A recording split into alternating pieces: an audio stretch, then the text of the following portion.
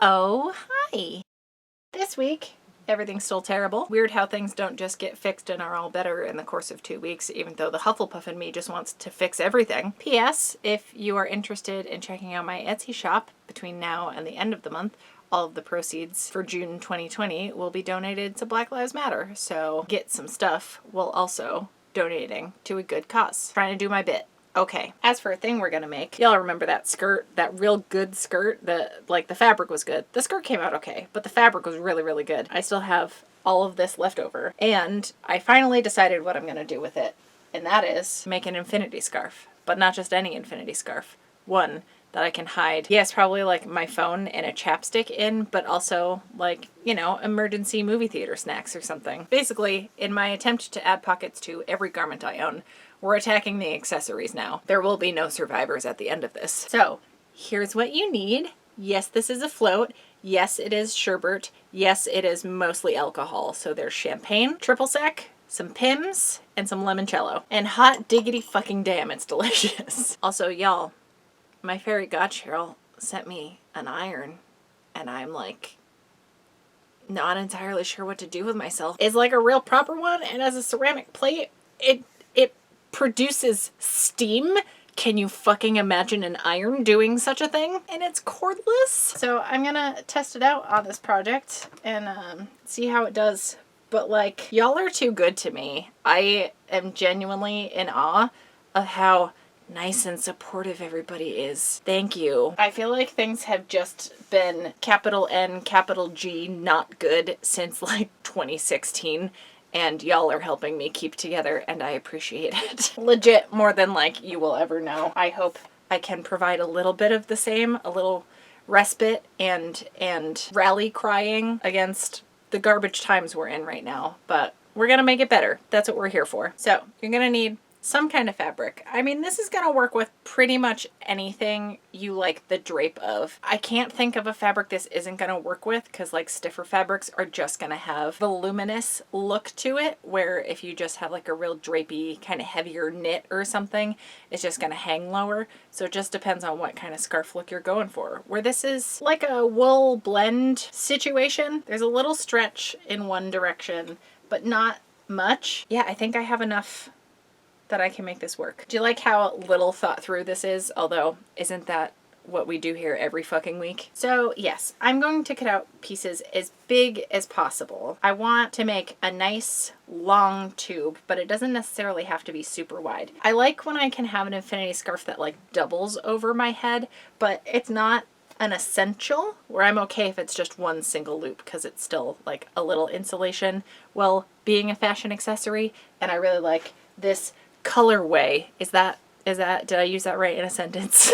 Where there's a little green, a little blue, a little black, a little gray, a little purple, like all the colors I tend to wear. Very jewel toned here, while also having some neutrals going on. Yeah, I'm gonna cut out as much as I can. If you're using like a yard of fabric, probably just cut it in half, like fold it the long way, and you could probably get 2 scarves out of it. I've definitely done that before when I've made infinity scarves. I've just never added a pocket before. But I've added a pocket to other things, so I feel pretty good about how this is gonna go, which is why I am diving into an adult drink. Hey, regardless of what flavor situation you're going with, or if you have booze in it or not, highly recommend making yourself a float. This feels wildly indulgent. Anyways, let's cut some things. Oh, right, the other shit you're gonna need is like sewing machine, matching thread, pins, maybe scissors, something to cut with, something to measure with. Oh right, a zipper, because you know, the pocket part, and some type of lining fabric. I'm gonna look through what I have. I may just self-line it because I'll have enough scraps to make a pocket out of it, but just some additional material to make a pocket. Is that it? I guess an iron, probably. Yeah, you probably want an iron. And then I think you're good. Maybe a seam ripper if you fuck stuff up like I do. All right, let's get into it. Oh boy, so my float is gone now. That is the problem with mixed drinks versus beer, is they go down so easy, especially like a dessert cocktail. Like, what am I doing? But I managed to get to, no, these are the scraps. Where's the actual fabric? I have managed to completely fall apart already, and I'm like 5 minutes into this fucking project. Well, I have my pocket piece. I was gonna have 2 separate pocket pieces, but that seemed like more work. So I just have one. And I was debating between putting the zipper on the seam and then fucking around that way. But I think I'm gonna do that like flipping out thing. You know, if I have my scarf laying flat, it's still gonna be like visible to some extent, or if I have it just on one of the sides, like kind of in the center, then that's less fabric to sew through for the zipper. You know, I don't have all the layers in the same spot. I need to practice my skill set as far as putting a zipper in a seam like that, because I don't know, I haven't liked how it looks, but I do really like how it looks when I do the box trick and I turn it inside out like on a flat section of the fabric. You know what I'm talking about? I've done it in a lot of the bag tutorials I've put out recently. I'll link here because I was sober in those and it probably makes more sense. But just so you understand my reasoning for my plan of attack. Now where the sweet fuck is the fabric I just pressed? Oh my god, you guys, how have I done this thing? They're gonna be in the dumbest spot and I'm gonna be so mad about it. Oh, it's behind me. They're behind me. I laid them on the back of the chair so they would hang flat. Cool. Well, we got them. So here are my two strips. I can have it so it's only this long, but double as wide. I don't necessarily like wider scarves. I like longer scarves. So it's going to be this in half for the total width. So a little more tubey, but then I'll have this second bit attached at the end, so it'll be a lot longer. I'm gonna pick a spot somewhere just kind of in the middle. Maybe here, I guess. It doesn't have to be dead center, but just somewhere vaguely in the midst of the fabric, but not near either side seam or either like end seam. So I'm gonna take my pocket lining, which I did check, and like there's plenty of room for my phone to go in here somewhere. Although actually, do I want to go this way? All right, I'm not mad at that. It's gonna fit in here. Yeah, that's gonna fit in there. And this will still fit. Okay, all right. And you know what? I'm actually gonna have to shorten this because I didn't even out the ends of this purple fabric before I cut it. So let me do that while I'm thinking of it. All right, that's better. That looks nice and even. So yeah, I'm just picking a spot. Let's go along like this dark blue line right here, I guess. Why the fuck not? Find the center point of this, line it up there. All I'm gonna do, also can we talk about like how perfectly this zipper matches this lining fabric? So good. All I'm gonna do is mark the ends of the zipper. This is a 7-inch zipper, but you can kind of work with whatever you got. So I have where the two ends of the zipper are marked here. Just make sure it's in a little bit. So these are at least half an inch-ish from the edge. Just gonna draw a line right along this dark blue line, but marking the ends here. I'm gonna pin through these layers. They are right sides together, if I didn't mention that part. And now I'm gonna stitch about 1/4 inch away from the center line on both sides, and I'm gonna do, like, with small stitches, a little rectangle. Okay, here is the rectangle. So it's little short ends down here and up here, and then the long guys. You know how rectangles work. Sharp pair of scissors. I'm gonna cut right along that center line, and then when I get to the short ends, I'm gonna do little 45-ish degree angles right to the corner. Cut to the stitching, but not through. That is imperative. So they look like that. Great. Now I'm gonna flip this to the wrong side. Pull this whole thing through. Go ahead and press this purple lining out of the way, and then we'll do a row of top stitching after that. All right, so this is the view from the right side. Ooh, okay, all right, yeah, that's better. And then this is what it looks like on the inside. Beautiful, beautiful. I definitely should have left longer bits here, so don't cut yourself that short. Now I'm going to basically do another row of top stitching, but it will be to attach the zipper. Yeah, I tend to just put it so like the metal stopper is like right at the edge, because you're stitching on the outer fabric here, so it's not going to hit the metal bit if it's like tucked into the hole a bit. But still be careful if you're going over the teeth or whatever. And yeah, basically just restitching where I just stitched and getting this baby in here. And I'm sure I've said this before, but this is legit like the easiest way to put in a zipper. If you're afraid of putting zippers in, this takes the intimidation out for me. I don't know why, but I just find it really easy because you're not fucking with seams or anything. Okay, zipper is in place. I'm gonna unzip it a bit. Now we're gonna close up this pocket. I haven't actually walked myself through every step of this process, so we'll see how this goes. I'm gonna leave a gap, so I'm gonna sew up this side over a bit, leave a big gap, So over this side and back up to the top. Okay, so here's where I could be fucking things up. I take the right side of the zippered side, put our right sides together with the other piece. So I'm going to stitch the short ends together. Stitch along here, small stitches, same thing at the other end. All right, we got a loop. We're on the home stretch. My stripe matching wasn't too bad. All right, I'm gonna press these seams open just because it's gonna make it easier to line it up. I don't know why I'm like struggling with this. Loops are hard, and loops with linings are also hard.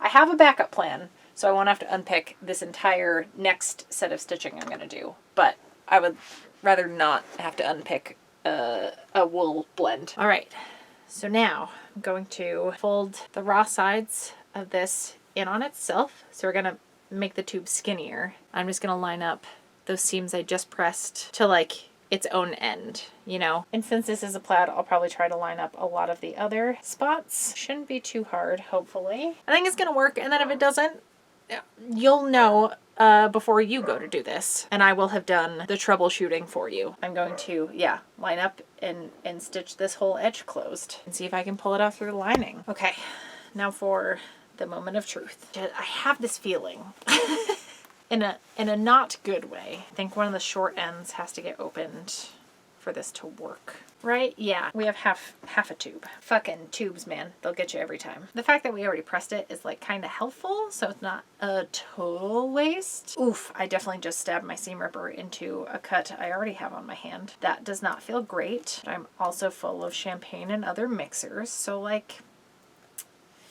it's fine. Now we just have like one super long tube with the ends detached. I'm gonna take one side, pull it all the way through so that the whole thing is right sides out. Just while I have you here, how good is this pattern matching? All right, so now, actually, this is where you can turn it into like a Mobius strip if you want. So I have like that inner seam going all along the inside here.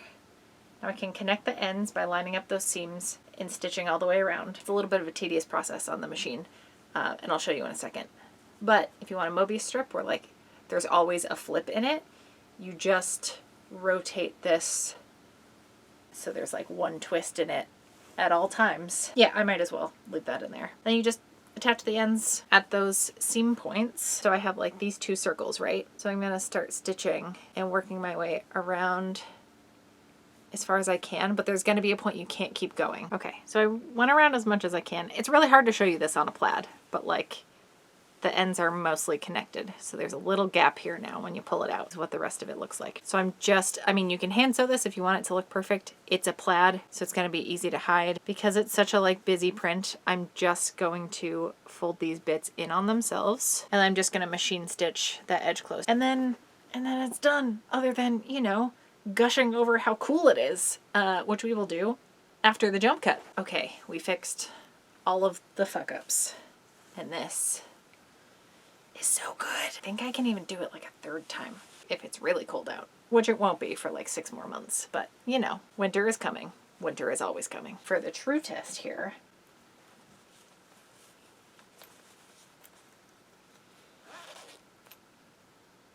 we did it. It's more for the convenience than the discretion for my personal need. I am going to go put some Fig Newtons in it, and then while I'm cooking dinner, I can have little chef snacks. Also, I'm just really happy to have more of this plaid in my life because I like wearing the skirt, but you know, it needs to get laundered sometimes, so I can't wear it every day. I mean, technically sponsored because Cheryl is a patron of mine. Having a steam iron is like a real game changer. Really excited.